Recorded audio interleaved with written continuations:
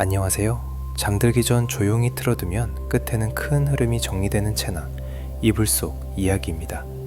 지금까지는 임진왜란 이야기로 한 시대의 흔들림을 따라가 봤고, 한양의 사대문 편에서는 도시의 문이 어떻게 사랑과 권력을 나눴는지 살펴봤죠. 그리고 장영실 편에서는 한 사람이 남긴 기술과 선택이 시대의 속도를 바꾸는 순간을 함께 걸었습니다. 오늘 네 번째 이야기는 조금 다릅니다. 전쟁도 성문도 발명도 아닌 한 권의 책입니다. 600년의 침묵, 보이니치 문서. 누구의 글인지도 무엇을 말하는지도 아직 합의된 해독이 없는 책. 그런데도 사람들은 이 책을 손에서 놓지 못했습니다. 오늘은 해독을 약속하지 않겠습니다. 대신 책장을 한 장씩 넘기며 확실한 것과 확실하지 않은 것을 조용히 나누어 보겠습니다. 편하게 기대어 들어주세요. 시간을 1912년으로 옮겨보죠. 희귀본 서적상으로 알려진 윌프리드 보이니치는 이탈리아에서 오래된 장서들을 살피게 됩니다. 전해지는 기록에 따르면 그가 본 책들은 예수회가 관리하던 도서관 쪽에서 나온 것으로 알려져 있고, 장소로는 로마 근교 프라스카티의 빌라 몬드드라곤이 자주 언급됩니다. 그가 그날 손에 쥔 것은 금빛 장식의 보물상자 같은 물건이 아니었을 겁니다. 오히려 너무 많은 책들 사이에서 누군가가 오래전에 묶어두고 잊어버린 한 권. 먼지가 얇게 쌓이고 끈이 느슨해지고 표지가 약간 벌어진 그런 책이었을지도 모릅니다. 그는 책을 고를 때 감정으로만 고르지 않았을 겁니다. 종이의 질, 잉크의 번짐, 제본의 방식, 냄새와 무게 같은 것들. 한 권을 집어들고 넘겨보는 손끝에는 직업의 습관이 남아있었겠죠. 책은 손바닥보다 조금 크고 펼치면 양피지 특유의 결이 살아있습니다. 빛을 비스듬히 받으면 표면이 아주 미세하게 울렁이고, 페이지 가장자리에는 손과 시간이 만든 다름이 있습니다. 잉크는 검게 날카롭기보다 오래 가라앉은 갈색에 가깝게 보이기도 합니다. 그런데 첫 장을 넘기는 순간 그가 익숙하게 하던 분류가 잠깐 멈춥니다. 글자가 보입니다. 줄이 있습니다. 문단처럼 띄어쓰기 비슷한 간격도 보입니다. 하지만 어느 언어에도 바로 닿지 않습니다. 라틴어도 독일어도 이탈리아어도 아닙니다. 글자들은 너무 매끈하게 이어지고 같은 모양이 여러 번 반복됩니다. 마치 단어가 있는 것처럼 보이는데 단어를 모르는 게 아니라 언어 자체가 낯선 느낌입니다. 그래서 사람들은 이 글을 따로 이름 붙여 부릅니다. 보이니치어라고요. 이름을 붙이는 순간 이해는 되지 않아도 정체는 생깁니다. 이상하게도 미스터리는 그때부터 더 오래 살아남습니다. 다음 장에는 식물 그림이 나옵니다. 고문서 속 약초 도감처럼 보이지만 곧 이상함이 스며듭니다. 잎은 실제보다 두껍고 줄기는 현실보다 반듯하며 뿌리는 과장된 소용돌이처럼 꼬여 있습니다. 꽃은 분명 꽃인데 어디서 본 꽃인지 떠오르지 않습니다. 그리고 또 한 장을 넘기면 원형 도표가 나옵니다. 별자리나 달력 같은 구조를 닮았지만 어딘가 미묘하게 어긋난난 느낌이 남습니다. 다시 넘기면 물과 배관을 닮은 구조가 이어지고 그 안에 인물들이 등장합니다. 목욕을 하는 장면처럼 보이기도 하고 인체의 내부를 상징하는 것처럼 보이기도 합니다. 이 책은 지식서의 문법을 흉내냅니다. 식물, 하늘, 몸, 약재. 그런데 그 모든 것을 묶는 글이 끝내 읽히지 않습니다. 그래서 페이지는 설명을 주지 않고 관찰만 남깁니다. 여기까지를 한 문장으로 정리하면 이렇습니다. 이 책은 이해시키기보다 붙잡아두는 방식으로 만들어진 것처럼 보입니다.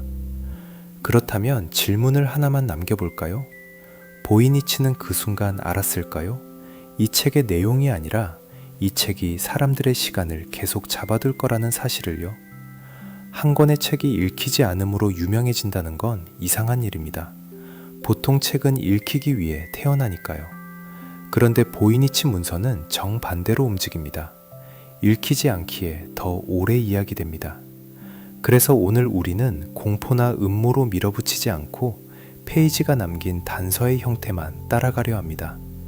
어떤 장면은 실제 의학과 닮아 있고 어떤 장면은 상징과 닮아 있으며 어떤 장면은 누군가의 장난처럼 느껴질 수도 있습니다. 하지만 단정 대신 가능성을 놓고 비교해 보겠습니다. 이제 다음 장으로 넘어가겠습니다. 다행히도 이 책에 대해 확실히 말할 수 있는 첫 단서가 하나 있습니다. 내용이 아니라 시간입니다. 과학은 이 양피지가 어느 시대에 준비되었는지 범위를 알려줍니다. 그 범위를 잡아두면 상상은 조금 조용해지고 이야기는 더 또렷해집니다. 다음 장에서는 보이니치 문서의 나이부터 차분히 확인해 보죠.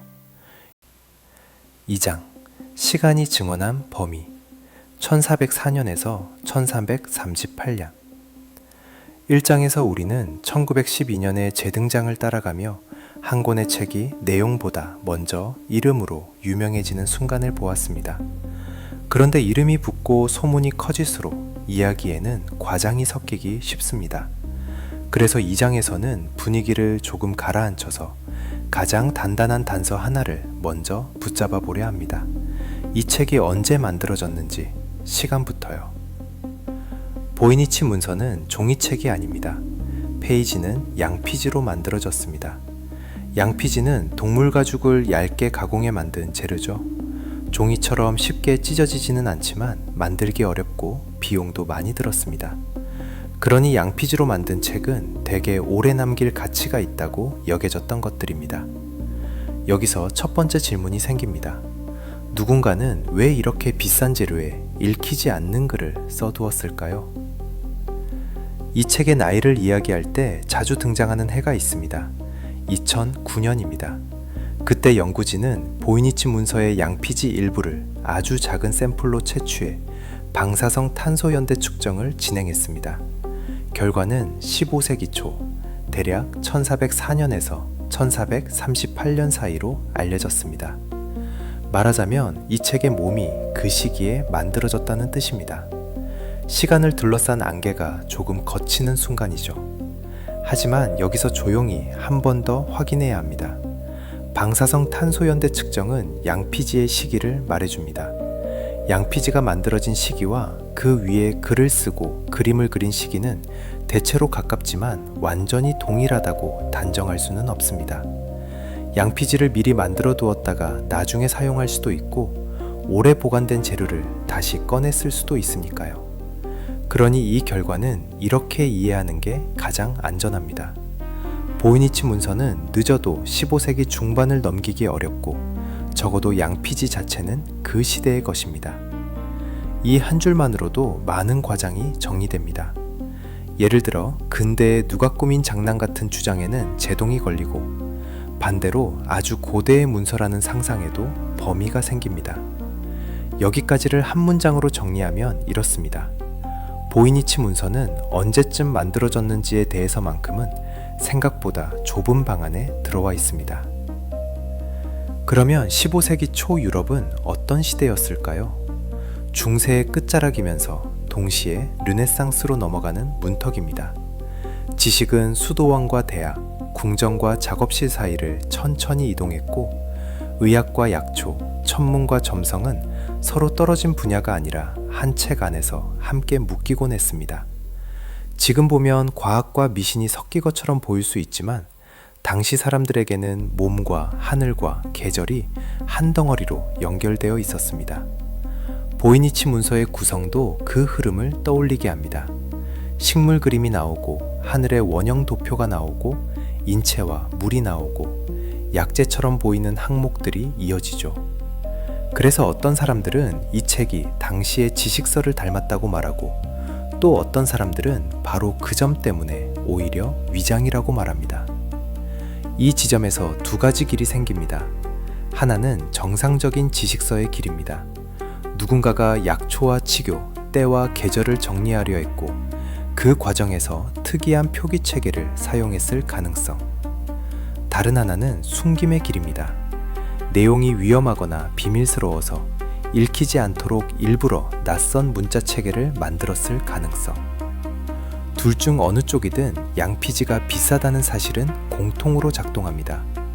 값비싼 재료에 무엇인가를 남긴다는 건 단순한 낙서보다 목적이 분명했을 확률이 높습니다. 그런데 그 목적이 전달이었는지 보관이었는지 혹은 배제였는지는 아직 알기 어렵습니다. 그리고 또 하나의 조용한 사실이 있습니다. 보이니치 문서에 대해 이야기할 때 사람들은 종종 특정 인물의 이름을 붙이려 합니다. 누가 썼는지, 누구의 책이었는지, 어떤 궁정에 있었는지. 하지만 15세기 초부터 17세기 중반까지는 기록이 끊기듯 비어 있습니다. 물론 소문과 추정은 많습니다. 어떤 황제가 거액을 주고 샀다는 이야기, 어떤 학자가 만들었다는 이야기. 하지만 지금 이 장에서 우리가 붙잡아야 하는 것은 소문이 아니라 확실한 범위입니다. 시간의 범위를 먼저 잡아두면 나중에 소문을 다룰 때도 균형을 잃지 않게 됩니다. 이것이 수면용 이야기에서 중요한 이야기이기도 합니다. 흥분하지 않고 흐름을 정리하는 방식이니까요. 그렇다면 질문을 하나만 남겨보죠. 1404년에서 1438년 사이 누군가는 왜 이 책을 시작했을까요? 그 시대의 지식서라면 읽히기 위해 만들어졌을 텐데 이 책은 왜 읽히지 않는 길을 선택한 것처럼 보일까요? 혹은 우리는 단지 아직 읽는 법을 모르는 것뿐일까요? 이제 다음 장으로 넘어가겠습니다. 시간의 범위를 잡았으니 이제는 페이지의 세계로 들어갈 차례입니다. 보이니치 문서에서 가장 많은 공간을 차지하는 것은 정원처럼 보이는 부분, 식물 그림들입니다. 다음 장에서는 그 낯선 식물들이 왜 그렇게 그려졌는지 한 장씩 천천히 들여다보겠습니다. 3장, 지구에 존재하지 않는 정원. 이 장에서 우리는 보이니치 문서가 1404년에서 1438년 사이에 양피지 위에 놓여 있다는 사실을 확인했습니다. 이제 시간의 범위는 잡혔습니다. 그러면 다음은 페이지입니다. 글을 읽지 못하더라도 그림이 남긴 습관과 규칙을 따라가며 접근할 수 있습니다. 그리고 보이니치 문서가 가장 많은 지면을 쓰는 곳은 거의 늘 같은 장면으로 시작합니다. 한 장 가득 그려진 식물. 마치 이 책의 첫인사가 정원인 것처럼요. 처음 몇 장은 꽤 익숙하게 느껴집니다. 줄기와 잎, 꽃, 그리고 뿌리. 약초도감의 기본 요소가 다 들어있기 때문입니다. 중세와 르네상스 초의 지식서에서는 약초 그림이 흔했고 그림은 글을 모르는 사람에게도 길을 내주곤 했습니다. 이 식물은 이런 향이 나고 이 부분을 다려쓰고 이때 채집하라는 식으로요. 그래서 누군가가 15세기 초에 책을 만들었다면 식물로 시작하는 건 오히려 자연스럽습니다. 그런데 보이니치의 식물은 몇 장을 더 넘기는 순간부터 아주 작은 어긋남을 남기기 시작합니다. 큰 충격이 아니라 잠깐 멈칫하게 만드는 낯섦입니다. 잎과 꽃은 현실의 기억을 건드리는데 어떤 부분은 계속 어긋나고 그 어긋남이 반복됩니다. 그리고 그 반복이 어느 순간부터는 우연이라기보다 습관처럼 느껴집니다. 첫 번째로 눈에 띄는 건 뿌리입니다. 보통의 약초서에서 뿌리는 땅속을 설명합니다. 단단하거나 가늘거나 섬유질이거나. 그런데 보이니치 문서의 뿌리는 땅속보다 상상 속에 가까워 보입니다. 어떤 뿌리는 소용돌이처럼 꼬여 있고 어떤 뿌리는 사람의 장기처럼 말려 있으며 어떤 뿌리는 통처럼 매끈하게 이어집니다. 뿌리가 뿌리답지 않다는 느낌. 식물의 얼굴보다 발이 더 낯선 셈이죠. 여기서 조용한 질문이 생깁니다. 왜 하필 뿌리부터 낯설게 만들었을까요? 약초서라면 뿌리는 효능의 핵심이기도 하니 누군가가 효능을 강조하려 했을 수도 있고 혹은 뿌리라는 자리에 다른 뜻을 숨겼을 수도 있습니다. 뿌리를 보면 치루를 떠올리는 사람이 있고 상징을 떠올리는 사람도 있습니다. 같은 그림이 서로 다른 방향으로 사람을 데려가는 겁니다. 두 번째로 보이는 어긋남은 결합입니다. 한 종의 식물이라기보다 두세 종의 특징이 한 장 안에서 이어붙은 듯한 그림들이 있습니다.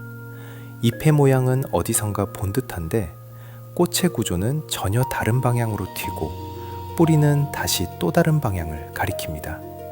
우리는 잎의 이름을 붙이려 하면 꽃이 낯설어지고 꽃의 이름을 붙이려 하면 뿌리가 낯설어집니다. 이름이 하나로 고정되지 않는 방식이 계속 반복됩니다. 물론 이런 낯섦은 당시 그림의 관습으로 설명할 수도 있습니다. 중세의 약초 그림은 오늘날의 사진처럼 정밀하지 않았고 필사본을 베끼는 과정에서 형태가 조금씩 바뀌기도 했습니다. 지역마다 같은 식물을 다르게 그리기도 했죠. 그러니 낯설다는 이유만으로 곧바로 환상으로 뛰어들 필요는 없습니다. 하지만 그렇다고 해서 질문이 사라지지는 않습니다. 왜 이 책은 유독 우리가 확정하려는 순간마다 한 부분을 어긋나게 만들까요? 여기까지를 한번 정리해보면 이렇습니다. 보이니치 문서의 정언은 현실과 상상 사이에서 일부러 균형을 흔드는 듯합니다. 그리고 그 흔들림이 바로 이 책의 첫 번째 미스터리를 만듭니다. 이제 한 걸음 뒤로 물러나서 식물 그림이 많은 책의 목적을 생각해 봅시다. 약초서는 대개 목적이 분명합니다.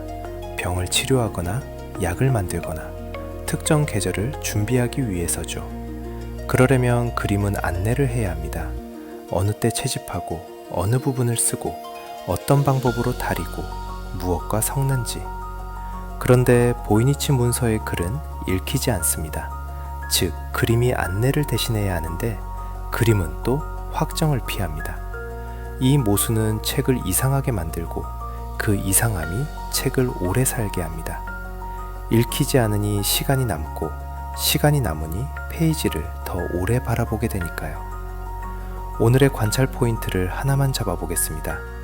보이니치 문서의 식물 페이지는 대개 배경이 거의 없습니다. 흙도, 하늘도, 계절도, 주변 풍경도 지워두고 식물 하나를 중앙에 크게 둡니다. 이것은 장식용 그림이 아니라는 뜻입니다. 누군가의 눈을 정확히 붙잡고 다른 곳을 보지 말라고 말하는 구성입니다. 즉, 전달하려는 의지가 있습니다. 그런데 전달하려는 의지가 있다면 왜 글은 이렇게 낯설게 남아 있을까요?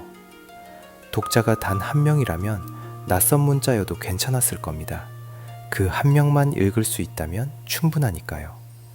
반대로 독자가 여럿이라면 왜 모두가 읽기 어렵게 만들었을까요? 이 질문은 식물의 낯섦보다 더 깊은 곳으로 내려갑니다. 이 책은 누구를 위해 만들어졌는가? 라는 질문으로요. 여기까지를 한 문장으로 정리하면 이렇습니다. 보이니치 문서의 정언은 식물의 이름을 알려주기보다 식물이라는 형식을 빌려 어떤 규칙을 보여주려는 듯합니다. 이제 가설을 두 갈래로만 세워보겠습니다. 첫째, 실제 식물을 바탕으로 한 도식이라는 가설입니다. 실물 식물을 그렸지만 중요한 건 외형이 아니라 효능이었고, 그래서 비율이 과장되거나 뿌리가 강조되었을 수 있습니다. 그러면 이 정언은 낯설어도 현실에 발을 딛고 있습니다. 다만 우리가 모르는 지역의 식물이거나 당시의 그림 관습이 지금과 달랐을 뿐이죠. 둘째, 실제 식물이 아니라 상징의 조합이라는 가설입니다. 한 장의 식물이 한 종이 아니라 한 처방, 한 개념, 혹은 한 단계의 작업을 뜻하고, 그래서 서로 다른 식물의 특징이 섞였을 수 있습니다. 만약 그렇다면 이 정언은 자연의 정언이 아니라 지식의 정언에 가까워집니다. 보기에는 식물이지만 읽는 법은 전혀 다른 체계라는 이야기입니다. 정리해보면 이 장에서 우리가 얻은 건 식물의 정답이 아니라 식물의 역할입니다. 보이니치 문서의 식물은 이름을 주기보다 방향을 줍니다. 그리고 그 방향은 한 가지 결론으로 가지 않고 여러 가능성을 나란히 세워두게 만듭니다. 미스터리의 좋은 점은 바로 여기에 있습니다. 결론을 단정하지 않아도 흐름은 정리될 수 있다는 것. 마지막으로 질문을 하나만 남겨보겠습니다. 이 식물들은 우리에게 무엇을 가르치려 했을까요? 식물의 이름일까요? 약의 효능일까요? 아니면 식물이라는 얼굴을 쓴 어떤 다른 규칙일까요? 이제 다음 장으로 넘어가겠습니다. 정원이 끝나면 책은 자연스럽게 하늘로 올라갑니다. 원형 도표와 별자리처럼 보이는 그림들이 이어지죠. 그리고 그 구간에서는 식물보다 더 강하게 반복되는 구조가 눈에 띄기 시작합니다. 다음 장에서는 보이니치 문서의 낯선 하늘을 펼쳐두고 그것이 별을 가리키는지 시간을 가리키는지 조용히 비교해 보겠습니다. 4장 낯선 하늘의 원형 도표들. 3장에서 우리는 보이니치 문서의 정원을 지나왔습니다. 식물은 약초서의 형식을 닮았지만 이름을 붙이려는 순간마다 미끄러졌고 그 미끄러짐이 오히려 책을 오래 바라보게 만들었죠. 이제 책장을 조금 더 넘기면 정원은 조용히 끝나고 하늘이 시작됩니다. 페이지는 직선에서 원으로 바뀝니다. 둥근 테두리, 방사형으로 나뉜 칸, 원 안에 원, 그리고 반복되는 기호들. 마치 누군가가 이 구간에서는 말보다 구조가 더 정확하다고 믿는 것처럼요. 보이니치 문서에서 이 구간은 흔히 천문학 또는 점성술 파트라고 불립니다. 이유는 분명합니다. 황도대, 즉 12궁을 떠올리게 하는 장치들이 등장하고 별을 닮은 장식들도 보이기 때문입니다. 하지만 이 말은 시작일 뿐입니다. 우리는 여기서 단정하기보다 비교해야 합니다. 이 도표들이 무엇과 닮았고 무엇과 다른지요. 닮은 점은 시대의 공기를 말해주고 다른 점은 이 책만의 규칙을 드러내기 때문입니다. 먼저 닮은 점부터 보겠습니다. 중세와 르네상스 초의 지식서에서 원형 도표는 아주 흔한 언어였습니다. 시간과 계절, 달의 주기, 절기, 의례의 날짜 같은 것들은 직선으로 적는 것보다 원으로 그리는 편이 한눈에 들어옵니다. 한 해가 돌고 달이 차고 기울고 하늘의 이름들이 순서대로 돌아오는 세계에서는 원이 자연스러운 형태였죠. 그래서 보이니치 문서의 원들을 보면 이런 느낌이 듭니다. 이건 단순한 장식이 아니라 무엇인가 순환하는 것을 기록하려는 도구다. 하지만 금방 다른 점이 보입니다. 도표가 많습니다. 한두 장이 아니라 여러 장이 이어지고 형태가 조금씩 달라지며 반복됩니다. 어떤 원은 촘촘하게 나뉘고 어떤 원은 넓게 나뉘고 어떤 페이지는 접지 형식으로 더 크게 펼쳐지기도 합니다.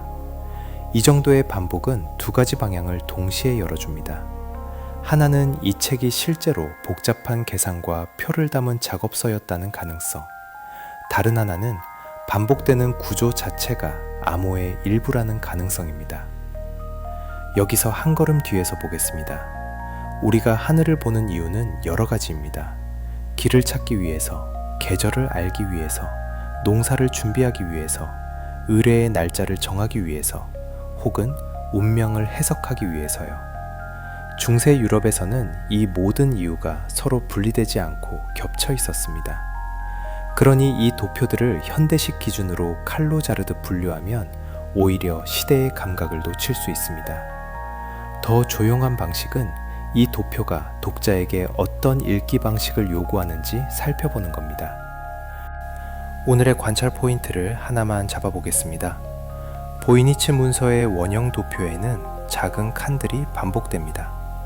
원 둘레를 따라 일정한 간격으로 나뉘어 있는 칸, 그 칸마다 짧은 글자 덩어리가 붙어 있는 듯한 흔적, 마치 항목 목록처럼 보입니다. 이건 의미가 큽니다. 순수한 그림이라면 이렇게 촘촘히 항목을 붙일 필요가 없기 때문입니다. 항목이 있다는 건 계산이나 분류 혹은 일정표 같은 기능이 있었을 가능성을 올립니다. 그리고 항목이 있다는 건 읽는 순서가 있다는 뜻이기도 합니다. 어디서 시작해 어느 방향으로 돌며 어느 칸을 건너뛰고 어디에서 멈추는지. 도표는 독자에게 규칙을 강요합니다. 글이 읽히지 않아도 규칙은 보이죠. 여기까지를 한 문장으로 정리하면 이렇습니다. 보이니치 문서의 하늘은 별의 그림이면서 동시에 시간을 정리하려는 표의 얼굴을 하고 있습니다. 이제 가설을 두 갈래로 세워보겠습니다. 첫째, 이 도표들이 실제 하늘을 바탕으로 만든 달력 또는 절기표일 가능성입니다. 그러면 책의 식물 파트와도 연결이 됩니다. 식물은 어느 때 채집하고 어느 때 쓰는지가 중요하니까요. 책이 약초서나 치료서라면 하늘의 도표는 그 모든 작업의 일정표가 됩니다. 봄의 어느 날, 달의 어느 시기, 별자리의 어느 구간처럼요. 둘째, 이 도표들이 하늘을 빌린 암호체계일 가능성입니다. 하늘의 상징은 당시 사람들에게 익숙했고 익숙한 틀은 낯선 규칙을 숨기기에 좋습니다. 만약 이 책이 특정한 사람만 읽을 수 있도록 만들어졌다면 하늘의 도표는 자연스러운 가면이었을지도 모릅니다. 겉으로는 점성술 책처럼 보이지만 속은 다른 문장일 수 있다는 말입니다. 그런데 여기서 또 하나의 질문이 따라옵니다. 만약 달력이라면 왜 글을 숨겼을까요? 반대로 암호라면 왜 이렇게 공들여 그림을 그렸을까요? 암호는 종종 최소한의 표식만으로도 가능합니다. 하지만 이 책은 페이지마다 색을 칠하고 테두리를 그리고 칸을 나누고 반복합니다. 이 정성은 두 방향 모두로 해석됩니다. 중요한 지식을 오래 남기려는 정성일 수도 있고 그럴듯하게 믿게 만들려는 정성일 수도 있습니다. 진짜든 가짜든 누군가에게는 설득력이 필요했던 겁니다. 정리해보면 이 구간은 별자리의 정답을 맞히는 곳이라기보다 도표가 요구하는 읽는 법을 상상하게 만드는 곳에 가깝습니다. 별의 이름을 찾는 대신 도표의 규칙을 찾게 만드는 페이지들. 그래서 도표는 우리에게 아주 조용한 일을 시킵니다. 눈으로 따라가게 하고 같은 패턴을 다시 확인하게 하고 조금씩 다른 지점을 비교하게 합니다. 그 반복이 잔잔한데 동시에 미스터리처럼 끌어당깁니다. 마지막으로 질문을 하나만 남겨보겠습니다. 이 도표가 가리키는 것은 하늘일까요? 아니면 하늘을 빌린 시간표 혹은 다른 규칙의 지도일까요? 이제 다음 장으로 넘어가겠습니다. 보이니치 문서가 가장 논쟁을 크게 만드는 장면은 사실 하늘보다도 그 다음에 나옵니다. 사람의 몸이 등장하고 물과 배관이 이어지고 초록빛 액체가 흐르는 듯한 그림들이 나타나죠. 다음 장에서는 그 장면을 과장하지 않고 조용히 관찰해 보겠습니다. 우리가 보고 있는 것이 목욕인지 의학인지 상징인지 가능성을 나란히 놓아보죠. 5장 초록빛 물 배관 그리고 목욕 장면. 4장에서 우리는 보이니치 문서의 하늘을 지나왔습니다. 원형 도표들은 별을 가리키는 듯 하면서도 동시에 시간을 정리하려는 표처럼 보였죠. 그런데 그 다음 장을 넘기면 책은 갑자기 방향을 바꿉니다. 하늘에서 땅으로 내려오는 것도 아니고 식물로 돌아가는 것도 아닙니다. 대신 사람의 몸 쪽으로 그리고 물의 흐름 쪽으로 이동합니다. 보는 사람에 따라 가장 낯설게 느껴지는 구간이 바로 여기입니다. 하지만 이 낯섦을 자극적으로 만들 필요는 없습니다. 보이니치 문서는 소리를 높이지 않아도 충분히 이상하고 우리는 그 이상함을 조용히 관찰하는 방식으로만 따라가면 됩니다. 페이지에는 작은 인물들이 반복해서 등장합니다. 주로 욕조처럼 보이는 그릇 안에 앉아 있거나 둥근 구조물 속에 반쯤 잠겨 있기도 합니다. 인물들 주변에는 관처럼 이어진 선들이 연결되어 있고 그 선들은 다시 다른 통로로 이어집니다. 마치 배관 같은 구조입니다. 그리고 물은 대개 녹색이나 청록색에 가까운 색으로 칠해져 있습니다. 그래서 이 구간은 흔히 목욕 파트 또는 생물학 파트라고 불립니다. 하지만 이름을 붙이는 순간 하나로 고정하고 싶은 마음이 생깁니다. 오늘은 그 마음을 조금만 뒤로 밀어두고 먼저 눈에 보이는 것부터 차근차근 정리해 보겠습니다. 첫 번째로 확실히 말할 수 있는 건 이 장면들이 무엇인가의 흐름을 그렸다는 점입니다. 물이든 체액이든 혹은 상징이든 간에 어떤 것인가가 한 곳에서 다른 곳으로 이동합니다. 관은 연결되어 있고 연결은 방향을 만들고 방향은 읽는 순서를 만듭니다. 그리고 그 순서의 중간에 사람의 몸이 놓여 있습니다. 어떤 페이지에서는 인물들이 서로 다른 그릇에 나뉘어 있고 어떤 페이지에서는 여러 통로가 한 지점으로 모여들었다가 다시 갈라지기도 합니다. 그림이 단순히 예쁜 장식이라면 이렇게까지 복잡하게 연결을 만들 필요가 없습니다. 이 책은 보기보다 기능적인 그림을 그립니다. 여기서 가장 단순한 해석부터 올려보죠. 정말로 목욕 혹은 약탕 혹은 온천과 관련된 치료 행위일 가능성입니다. 중세와 르네상스 초에는 물을 이용한 치료가 생활 속에 있었고 약초와 온열, 목욕은 서로 연결되곤 했습니다. 앞장에서 식물이 그렇게 많이 등장했던 것도 이 흐름으로 이어질 수 있습니다. 식물로 약을 만들고 물로 그것을 달이고 몸에 적용하는 과정이 한 권의 책 안에서 이어진다고 보면 이야기는 꽤 자연스럽게 정리됩니다. 하늘 파트는 무엇을 위해 필요했을까요? 치료와 처방에서도 때가 중요했기 때문입니다. 달의 주기, 계절의 변화, 일정의 반복이 치료의 달력으로 연결될 수 있으니까요. 그러면 보이니치 문서는 식물과 하늘과 몸을 한 덩어리로 엮은 치료서가 됩니다. 하지만 여기서 곧바로 문제가 하나 생깁니다. 치료서라면 지시가 있어야 합니다. 어느 정도의 양을 쓰고 어떤 온도로 달이고 얼마 동안 담그고 무엇을 피해야 하는지. 그런데 보이니치 문서의 글은 읽히지 않습니다. 그러니 치료서라고 단정하는 순간 우리는 설명의 다리를 잃습니다. 그래서 두 번째 해석이 등장합니다. 이 장면들은 실제 목욕이 아니라 인체의 내부를 도식화한 것일 수 있다는 해석입니다. 이 해석에 따르면 욕조처럼 보이는 그릇은 기관을 뜻하고 배관처럼 보이는 관은 혈관이나 체액의 흐름을 상징합니다. 인물들은 실제 사람이라기보다 몸의 기능을 보여주는 표식일 수도 있습니다. 예를 들어 몸 안에서 무언가가 생성되고 이동하고 섞이고 배출되는 과정을 사람의 형상으로 부드럽게 표현했을 가능성입니다. 실제로 오래된 의학서에는 오늘날의 해부학과 다르게 상징과 관찰이 섞여 있는 그림들이 많았습니다. 그러니 이 장면이 이상해 보인다고 해서 반드시 비현실을 뜻하는 건 아닙니다. 오히려 당시의 설명 방식이 오늘날과 다를 수 있다는 뜻이죠. 오늘의 관찰 포인트를 하나만 잡아보겠습니다. 이 구간의 배관은 무작위로 이어진 선이 아닙니다. 자주 같은 굵기와 같은 꺾임이 반복되고 같은 형태의 연결이 여러 페이지에 다시 등장합니다.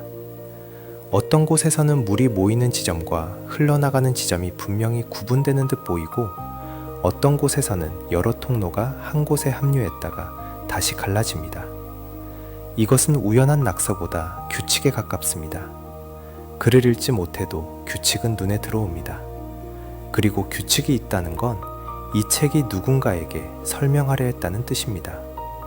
설명하려 했다면 그 대상은 누구였을까요? 의학을 배우는 사람일 수도 있고 특정 의식을 수행하는 사람일 수도 있고 혹은 단 한 명의 후계자일 수도 있습니다. 여기까지를 한 문장으로 정리하면 이렇습니다. 보이니치 문서의 목욕 장면은 목욕의 풍경이라기보다 흐름을 설명하려는 도식의 얼굴을 하고 있습니다. 이제 가설을 두 갈래로만 세워보겠습니다. 첫째, 실제 치료 또는 약탕과 관련된 설명서라는 가설입니다.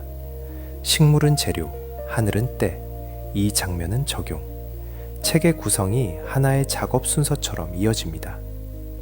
둘째, 인체와 체액 혹은 어떤 작동 원리를 상징적으로 표현한 가설입니다. 이 경우 초록빛 물은 실제 물이 아니라 몸 안의 흐름이나 단계 혹은 당시 사람들이 익숙하게 생각했던 생명의 개념일 수 있습니다. 어느 쪽이든 우리는 아직 결론을 내릴 수 없습니다. 그림만으로는 둘 다 가능하고 그 가능성의 폭이 바로 이 책의 힘입니다. 질문을 하나만 남겨보겠습니다. 이 초록빛은 무엇을 뜻했을까요? 단순한 색칠일까요? 치료의 물일까요? 몸 안의 흐름일까요? 아니면 우리가 아직 읽지 못한 어떤 규칙의 표시일까요? 이제 다음 장으로 넘어가겠습니다. 여기까지는 그림이 우리를 끌고 왔습니다. 하지만 결국 이 책을 끝까지 붙잡는 것은 글입니다. 글은 언어처럼 보이면서도 뜻을 허락하지 않습니다. 다음 장에서는 보이니치 문서의 문자 자체를 조용히 들여다보겠습니다. 줄의 리듬, 반복되는 단어처럼 보이는 덩어리, 그리고 왜 사람들은 그 글에서 언어의 냄새를 맡았는지 하나씩 정리해보죠. 6장, 입을 담은 문자, 보이니치어의 규칙. 5장에서 우리는 초록빛 물과 배관, 그리고 목욕처럼 보이는 장면을 보았습니다. 무엇을 그린 것인지 단정하기 어려웠지만 한 가지는 비교적 확실했습니다. 그 그림들이 장식이라기보다 흐름을 설명하려는 도식의 얼굴을 하고 있다는 점이었죠. 그런데 이 책의 모든 그림은 결국 같은 벽 앞에서 멈춥니다. 글입니다. 그림이 아무리 많아도 책이 책인 이유는 글이 있기 때문이고, 글이 읽히지 않으면 책은 끝내 결론을 허락하지 않습니다. 오늘 6장에서는 그 글 자체를 조용히 가까이서 바라보겠습니다. 보이니치 문서의 글은 처음 보면 언어처럼 보입니다. 글줄이 일정한 간격으로 흐르고 글자들은 서로 연결되지 않고 또렷하게 반복되며 단어처럼 보이는 덩어리들이 공백으로 나뉘어 있습니다. 게다가 글씨체는 생각보다 유려합니다. 급하게 휘갈긴 메모가 아니라 손이 익숙한 사람이 일정한 리듬으로 써내려간 느낌이죠. 이 첫인상이 아주 중요합니다. 많은 사람들은 바로 여기서 결론을 서둘러 내리고 싶어집니다. 언어다, 암호다, 혹은 가짜다. 하지만 오늘은 결론을 미루겠습니다. 대신 우리가 눈으로 확인할 수 있는 습관만 정리해보죠. 첫 번째 습관은 반복입니다. 같은 모양의 글자들이 자주 등장하고 특정한 글자 조합은 여러 페이지에서 다시 만나게 됩니다. 어떤 단어처럼 보이는 덩어리는 유난히 자주 나오고 어떤 덩어리는 거의 나오지 않습니다. 이때 사람들은 자연스럽게 통계를 떠올립니다. 실제 언어라면 자주 쓰이는 단어와 드물게 쓰이는 단어의 비율이 생기니까요. 그래서 보이니치 문서의 글을 통계적으로 분석하는 시도들이 이어졌고 그 결과가 여러 해석을 낳았습니다. 다만 여기서 조심할 점이 있습니다. 통계의 냄새가 난다고 해서 곧장 언어라고 확정할 수는 없습니다. 잘 만든 암호나 기호책에도 언어처럼 보이는 분포를 만들 수 있기 때문입니다. 통계는 단서를 주지만 정답을 주지는 않습니다. 두 번째 습관은 위치입니다. 보이니치 문서의 글은 아무 데서나 아무 글자가 나오는 느낌이 아니라 특정 자리에서 자주 등장하는 형태가 있는 듯 보입니다. 줄의 시작에 자주 나오는 모양, 줄의 끝에 자주 붙는 모양, 특정 페이지 유형에서만 자주 보이는 덩어리. 이런 특징은 독자에게 두 가지 상반된 감각을 줍니다. 하나는 실제 문법처럼 느껴지는 감각이고 다른 하나는 제작자가 규칙을 정해 배치했다는 감각입니다. 어느 쪽이든 결론은 같습니다. 무작위는 아니라는 느낌이 강하다는 것. 그리고 그 느낌이 사람들을 오래 붙잡습니다.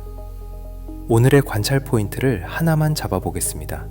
보이니치 문서의 단어처럼 보이는 덩어리는 길이가 제각각이지만 완전히 제멋대로 길어지지는 않습니다. 짧은 것과 긴 것이 섞여 있어도 일정한 범위 안에서 흔들리는 느낌이 있습니다. 또한 같은 페이지 안에서 비슷한 덩어리들이 서로 조금씩만 바뀐 채 반복되는 장면도 보입니다. 예를 들어 한 글자만 바뀌거나 앞이나 뒤에 작은 요소가 붙거나 같은 형태가 연속으로 등장하는 식입니다. 이것은 굉장히 묘한 인상을 남깁니다. 누군가가 말하듯 써내려간 것 같기도 하고 규칙을 적용해 변형한 것 같기도 합니다. 언어와 암호 사이의 경계가 흐려지는 지점이죠. 여기까지를 한 문장으로 정리하면 이렇습니다. 보이니치 문서의 글은 언어처럼 읽히길 요구하지만 뜻을 내어주지는 않습니다. 그렇다면 가설을 두 갈래로만 세워보겠습니다. 첫째, 이 글이 실제 언어이거나 인공언어에 가깝다는 가설입니다. 누군가는 특정 공동체의 언어를 적었거나 또는 자신만의 표기 체계를 만들어 지식을 기록했을 수 있습니다. 이 경우 그림은 내용을 보조하는 장치가 되고 글은 실제로 무언가를 설명하고 있을 가능성이 큽니다. 둘째, 이 글이 암호 또는 변환 규칙의 결과물이라는 가설입니다. 이 경우 글은 언어가 아니라 언어의 가면을 쓴 결과물입니다. 규칙을 적용하면 말이 되지만 규칙을 모르면 끝내 의미에 닿을 수 없습니다. 이 가설이 매력적인 이유는 보이니치 문서가 앞에서부터 계속 보여준 습관과 어울리기 때문입니다. 식물은 익숙한데 어긋났고 하늘의 도표는 익숙한데 규칙을 숨겼고 목욕 장면은 익숙한데 해석이 갈라졌습니다. 즉, 이 책은 친숙함을 빌려 낯섦을 만든다는 느낌을 반복해 왔습니다. 글도 그 연장선일 수 있죠. 하지만 여기서 또 하나의 질문이 따라옵니다. 만약 실제 언어라면 왜 그 언어의 흔적이 다른 곳에 거의 남지 않았을까요? 반대로 암호라면 왜 이렇게 방대한 분량을 이렇게 정성 들여 만들었을까요?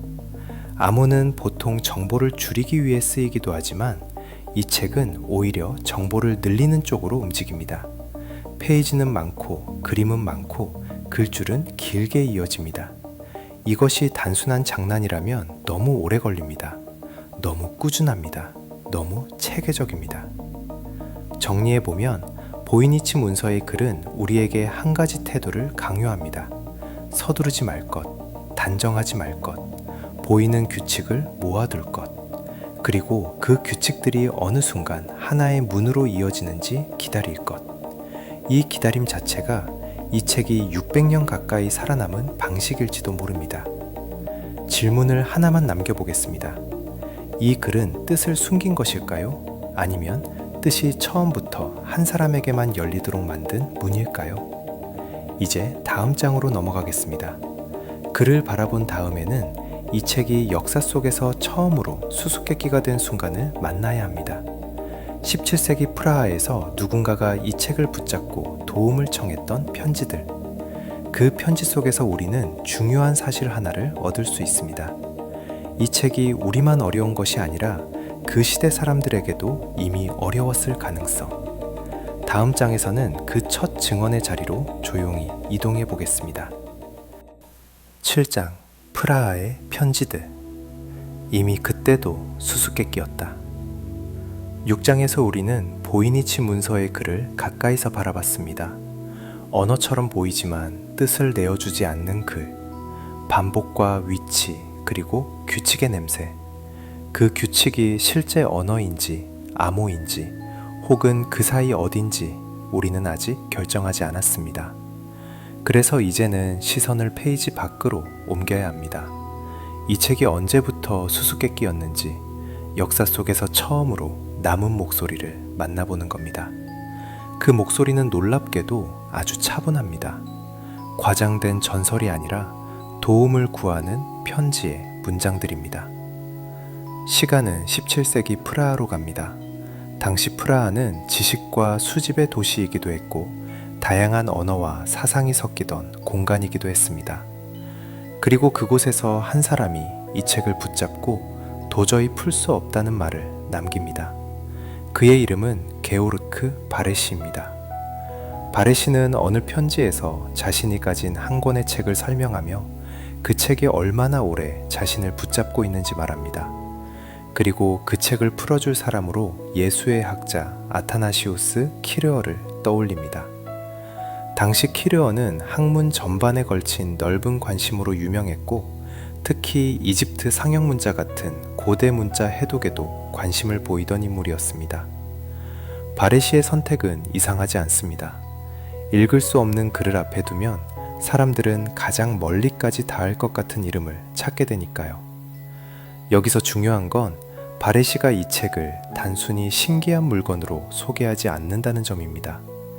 그는 답답함을 말하고 시간을 말하고 그리고 도움을 말합니다. 즉 17세기 중반의 누군가에게도 이 책은 이미 쉽게 읽히지 않았을 가능성이 큽니다. 이 사실은 분위기를 바꿉니다. 보이니치 문서가 단지 현대의 학자들만 괴롭히는 퍼즐이 아니라 그 시대 사람들에게도 거리감이 있었을 수 있다는 뜻이니까요. 물론 우리는 여기서도 단정하면 안 됩니다.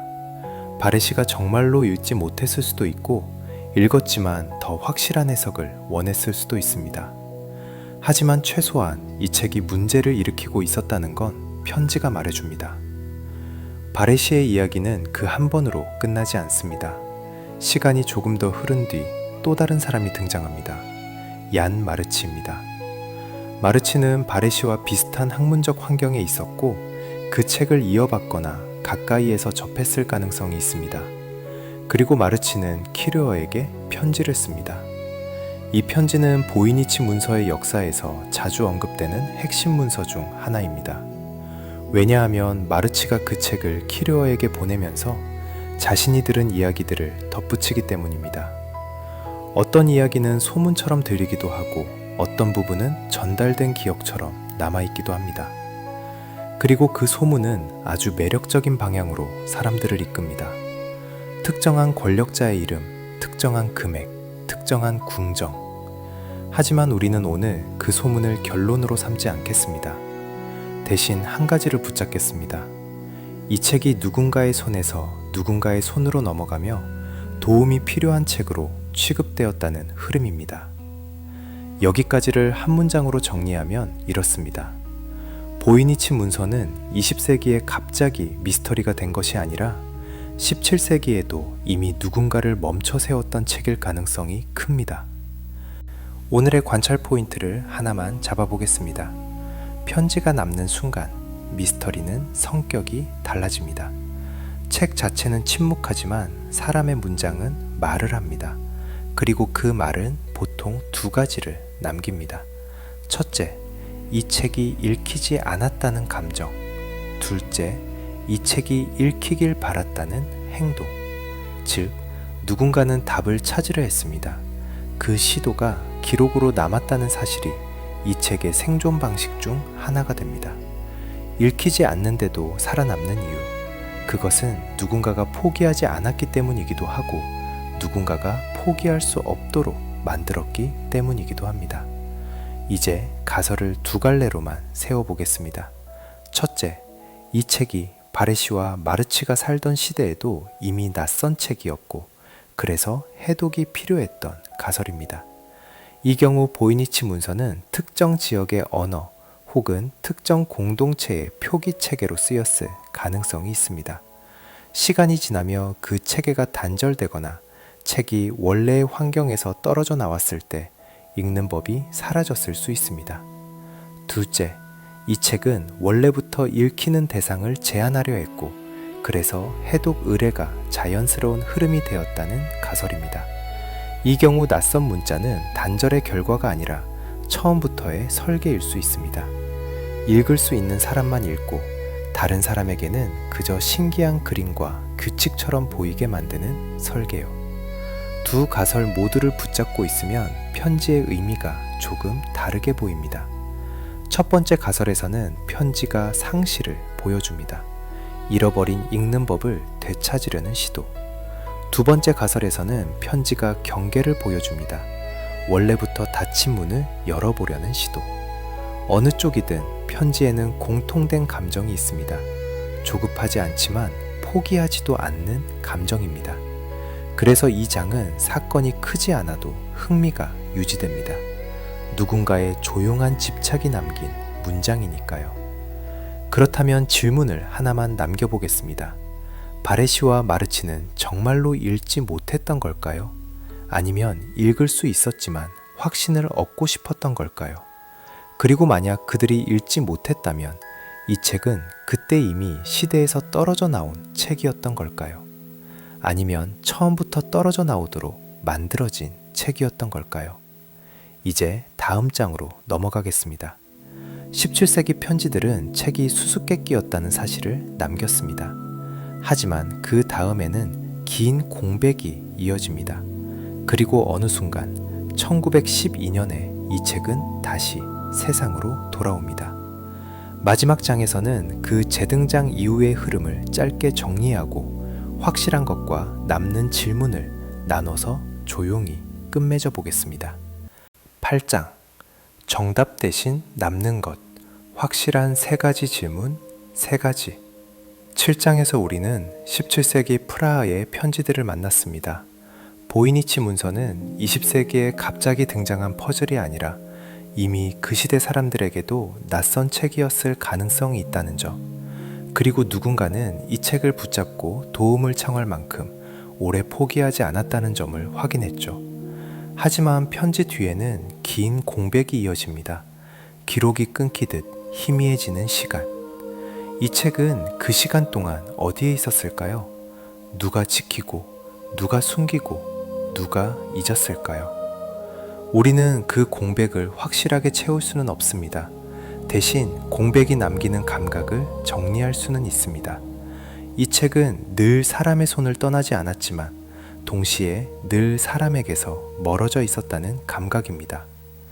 그리고 시간이 흘러 1912년 이 책은 다시 세상으로 나옵니다. 희귀 본 서적상 윌프리드 보이니치의 손에 들어오면서 보이니치 문서는 이름을 얻고 이야기를 얻고 전 세계에 관심을 얻습니다. 그때부터는 해독 시도가 본격적으로 이어집니다. 언어학자, 암호 연구자, 역사 연구자, 그리고 수많은 호기심 많은 사람들까지. 각자는 이 책에서 자신이 익숙한 패턴을 찾으려 합니다. 누군가는 식물에서 약초서를 보고, 누군가는 원형 도표에서 달력을 보고, 누군가는 목욕 장면에서 의학을 보고, 누군가는 글에서 암호를 봅니다. 그런데 그 과정에서 한 가지가 분명해집니다. 이 책은 한 분야의 도구로만 고정되길 거부한다는 것.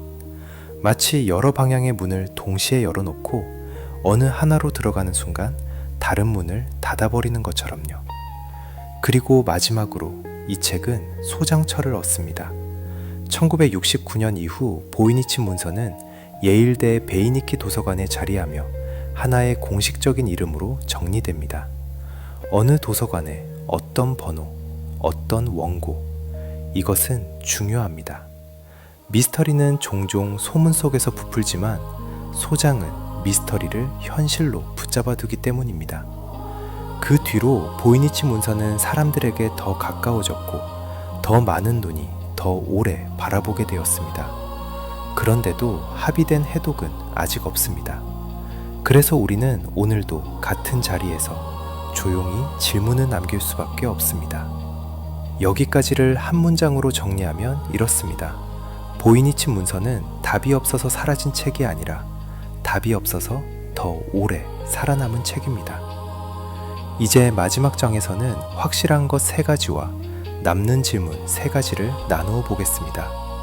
오늘 이야기를 끝까지 흥미롭게 만드는 방식이기도 하고 동시에 수면용으로 흐름을 정리하는 방식이기도 합니다.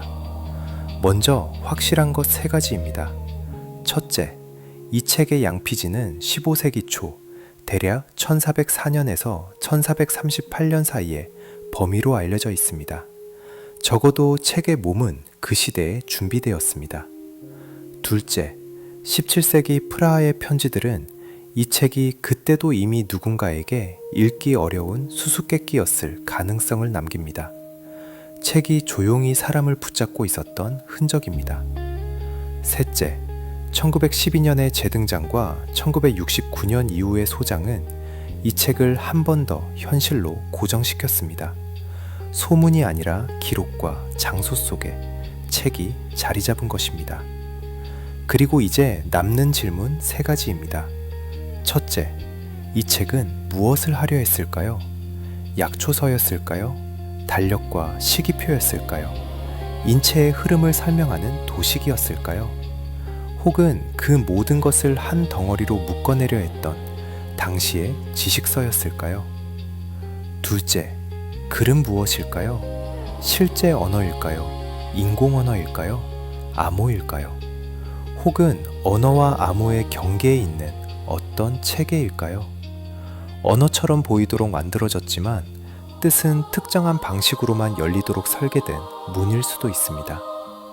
셋째, 왜 합의가 생기지 않았을까요? 자료가 부족해서일 수도 있고 해석이 여러 갈래로 갈라지기 때문일 수도 있고 무엇보다 이 책이 한 가지 정답으로 고정되기 어려운 구조를 갖고 있기 때문일 수도 있습니다. 첫 페이지가 다른 학문의 다른 얼굴을 보이니까요.